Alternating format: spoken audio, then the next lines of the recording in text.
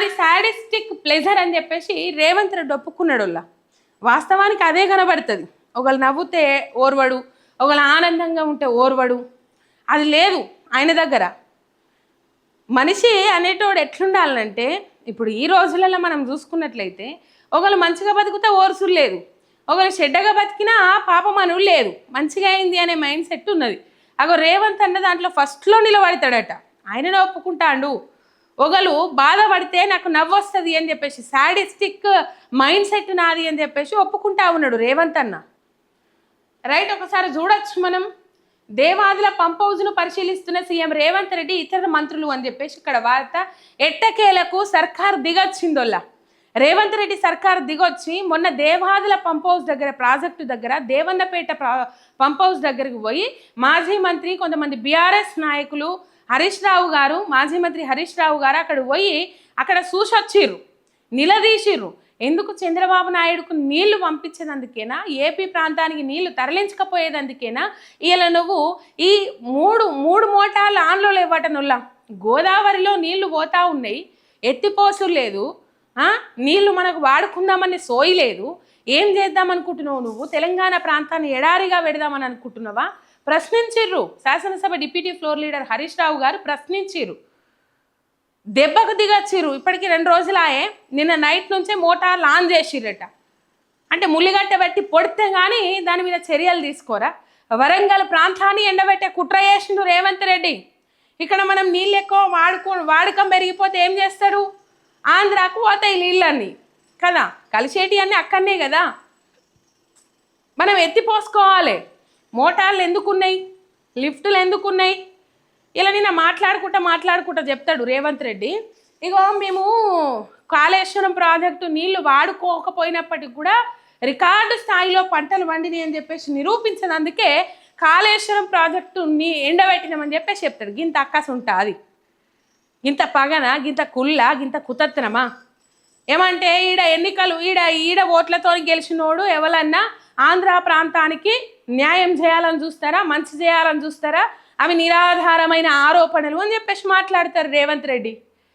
మరి నిరాధారమైన ఆరోపణలు అన్నప్పుడు ఎందుకు నువ్వు నల్లమల సాగర్ని అడ్డుకుంటలేవు? ఎందుకు పాలమూరు 10 ఏది వాళ్ళు కట్టుకుంటారు? పోలవరం ప్రాజెక్టు కంప్లీట్ అయ్యేదాకా ఇక్కడ ప్రాజెక్టులన్నీ ఎండబెట్టి ఆంధ్రాకు నీళ్లు తరలించకపోయేటట్టు ఎందుకు ప్రయత్నాలు చేస్తూ ఉన్నావు? ఎందుకు గోదావరి నీళ్ళు వరద ప్రవహిస్తున్నప్పటికి కూడా ఎందుకు ఈ మోటార్లను ఆన్ చేసి నువ్వు 3 మోటార్లు ఎందుకు ఎండబెట్టినావు? ఆ మోటార్లను ఎందుకు ఆన్ చేయలేవు? నీళ్ళు ఎందుకు మీదికి ఎత్తిపోయలేవు? బీఆర్ఎస్ నాయకులు పోయి, హరీష్ రావు పోయి సురుకులు పెట్టేంత వరకు కూడా మీరు ఎందుకు దిగిరాలేరు? మోటార్లు ఆన్ చేయాలనే సోయి లేదా?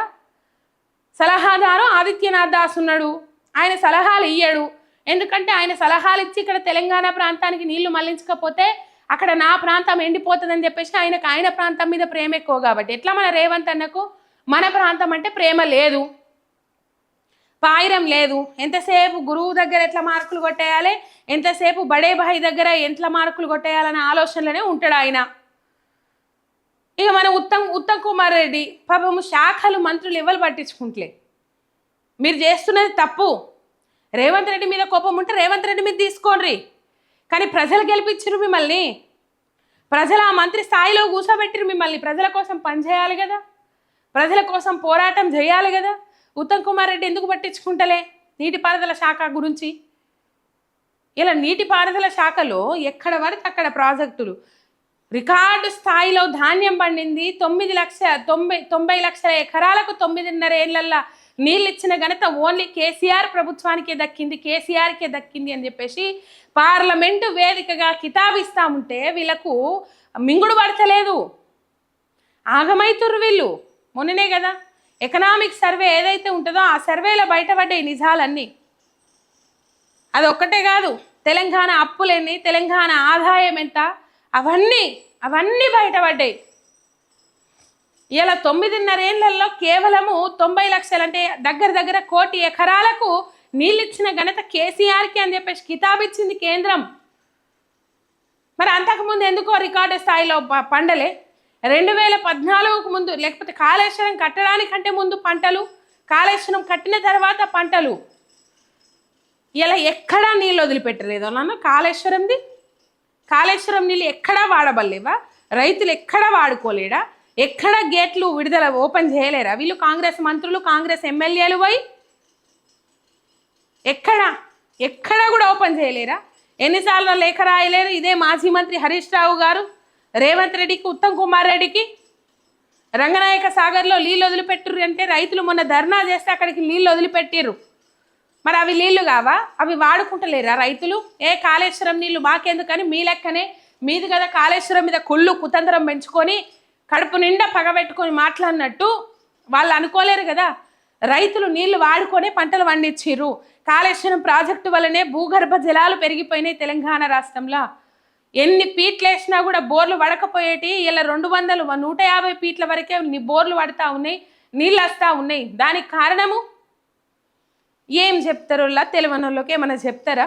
మరి ఇన్నేళ్ళు ఏం చేసిండు? ఇలా కాళేశ్వరాన్ని ఉట్టిగానే వదిలిపెట్టము, ప్రజాధనాన్ని వృధా చేయము. మరి 2.5 ఏళ్ల పొద్దు నుంచి ఏం రిపేర్ చేసిండు? యాడ రిపేర్ చేసిండు? ఎందుకు కావాల్సుకొని మేడిగడ్డను, అన్నారం, సుందీలను ఎండబెడతా ఉన్నాడు? ఒకవైపు ఇసుక దోపిడీ, ఇంకొక వైపు అక్కడ డెల్టా ప్రాంతానికి, ఆంధ్ర ప్రాంతానికి నీళ్లు పోవాలి కాబట్టే ఇలా రేవంత్ రెడ్డి ఇదంతా కుట్రలకు తెరలేపిండు. మేడిగడ్డను బాంబులు పెట్టి పేల్చిండ్రు అనేది వాస్తవం అని చెప్పేసి నిపుణులు చెప్తా ఉన్నారు. రైట్? మీరు బాధపడితే నేను సంతోషిస్తా. మీ పాలనా అనుభవంతో సూచనలు ఇవ్వండి. బీఆర్ఎస్ను ఉద్దేశించి రేవంత్ వ్యాఖ్యలు. గోదావరి కృష్ణా జలాల వివాదం వినియోగంపై అసెంబ్లీలో చర్చిద్దామని సూచన. మరి బీఆర్ఎస్ పార్టీ నాయకులు బాధపడితే మీరు సంతోషిస్తారు, మరి ప్రజలు బాధపడితే కూడా మీరు సంతోషిస్తారు కదా. ఇప్పుడు ప్రజల బాధని మీకు పడతలేదు కదా. ఇదట ఆయన మైండ్ సెట్. కాళేశ్వరాన్ని కొనసాగిస్తాం, మేడిగడ్డ, సుందిల్ల, అన్నారం భరాజులకు రిపేర్లు చేయిస్తాం, దేన్ని గాలికి వదిలేయం, సాంకేతిక నిపుణులతో చర్చిస్తున్నాం, 2027 డిసెంబర్లోగా దేవాదుల పూర్తి చేస్తాం, నెల రోజుల్లో పంప్ హౌస్కు మరమ్మతులు, దేవాదులపై సమీక్షలో ముఖ్యమంత్రి Revanth Reddy, Sammakka barrage Devadula pump house పరిశీలన అని చెప్పేసి ఇక్కడ వార్త చూస్తూ ఉన్నాం. ఉన్నవాటికి మోటార్లు ఆన్ చేయండి, ఉన్నవాటికి మోటార్లు ఆన్ చేసి మరి పూర్తే కాకపోయి ఎట్లా పంపులు ఆన్ చేసిరు? నిన్న దెబ్బకు హరీష్ రావు దెబ్బకు దిగొచ్చిండు రేవంత్ రెడ్డి. దిగొచ్చి అక్కడ 3 మోటార్లు ఆన్ చేసి నీళ్ళు ఎత్తిపోసే కార్యక్రమం షురువు చేసిరు. అక్కడికి పోయి సమాధానం చెప్పేంత అది లేదు, కానీ మొత్తం మీద ఉన్నవి లేని ఎంత బురద చల్లుతారు. 80% కంప్లీట్ అయిన పనులు ఏవైతే ఉన్నాయో ఆ పనులను పూర్తి చేస్తానికి పైసలు లేవాట రేవంత్ రెడ్డి దగ్గర. దానికి మాత్రం పైసలు ఉండయి, చెప్తాడు ఆయన వినుడు. ఈ రోజు సాగునీటి ప్రాజెక్టులు 70%, 80% పూర్తయినా 20-30% పూర్తి చేసుకోవడానికి అవసరమైన నిధులు విడుదల చేయాలంటే నిధుల కొరత ఉన్నది. అందుకే విన్నారా మీరు? నిధుల కొరత ఉన్నదట సార్ గారికి. నిధుల కొరత దేనికి ఉండదు తెలుసా? ఆయన ఇంటి పక్కకు ఫుట్బాల్ కోర్ట్ ఏర్పాటు చేసుకోవడానికి 5 కోట్లు మంజూరు చేసుకోవడానికి నిధుల కొరత ఉండదు. హెలికాప్టర్ వేసుకొని ప్రత్యేక విమానాలు కట్టుకొని ఢిల్లీ టు హైదరాబాద్, హైదరాబాద్ టు ఢిల్లీ 63 సార్లు తిరగడానికి నిధుల కొరత ఉండదు. 5,000 కోట్ల రూపాయలు పెట్టి గాంధీ తాత విగ్రహం కట్టడానికి నిధుల కొరత ఉండదు. 1,50,000 కోట్ల రూపాయలు పెట్టి మూసీ సుందరీకరణ పేరు మీద టెండర్లు పిలిచి రియల్ ఎస్టేట్ దందా చేయడం కోసము, కమిషన్ల కోసము నిధులు విడుదల చేయడానికి నిధుల కొరత ఉండదు. మంత్రులు అంటే హెలికాప్టర్ వేసుకొని పోవడానికి రావడానికి నిధుల కొరత ఉండదు. ఇటు పోతే కేరళ ఎన్నికల కోసం, బీహార్ ఎన్నికల కోసం, మహారాష్ట్ర ఎన్నికల కోసం 1,000 కోట్ల రూపాయలు తెలంగాణ సొమ్మును దారాదత్తం చేసుకుంటా తెలంగాణ ప్రజల ఆస్తిని వాళ్ళకు ముళ్ళల రూపంలో, మూటల రూపంలో ఎత్తుకుపోయి ఢిల్లీ వాళ్ళ దగ్గర పోస్తానికి నిధుల కొరత ఉండదు. కానీ తెలంగాణ ప్రజల కోసం ప్రాజెక్టులు కంప్లీట్ చేయాలన్నా, తెలంగాణ ప్రజలకు రైతు భరోసా పైసలు ఇవ్వాలన్నా, తెలంగాణ రైతులకు రుణమాఫీ చేయాలన్నా, విద్యార్థులకు ఫీజు రియంబర్మెంట్లు విడుదల చేయాలన్నా, రిటైర్మెంట్ ఉద్యోగులకు రిటైర్మెంట్ బెనిఫిట్స్ విడుదల చేయాలన్నా నిధుల కొరత ఉంటుంది. అందాల పోటీలకు 200 కోట్ల రూపాయలు పెట్టి ఖర్చు పెట్టడానికి నిధుల కొరత ఉండదు. మెస్సీతోని ఫుట్బాల్ ఆడడానికి నిధుల కొరత ఉండదు. గ్లోబల్ సమిట్ పేరుతోని కాంగ్రెస్ పెద్దల మన్ననలు పొందడం కోసం నిధులు మంజూరు చేయడంలో నిధుల కొరత ఉండదు. కాంట్రాక్టర్లకు, పెద్ద పెద్ద బడా కాంట్రాక్టర్లకు కమిషన్లు ఇచ్చే కాంట్రాక్టర్ల సంస్థలకు పైసలు ఇచ్చడానికి నిధుల కొరత ఉండదు. కానీ తెలంగాణ ప్రాంతం కోసం పెండింగ్లో ఉన్న ప్రాజెక్టుల ఖర్చు పెట్టడం కోసం మాత్రము 70, 80, 90% ప్రాజెక్టులు కంప్లీట్ అయినవి కూడా ఉన్నాయి. ఆ 10% కంప్లీట్ చేయడానికి కూడా ఇలా రేవంత్ అన్న దగ్గర పైసలు ఇవ్వట ఎంత ముద్దుగా చెప్తాను చూసిర్రా. అట్లున్నది. ఈయన సాడిస్ట్ మైండ్ సెట్ అని చెప్పేసి ఆయననే ఒప్పుకుంటా ఉన్నాడు.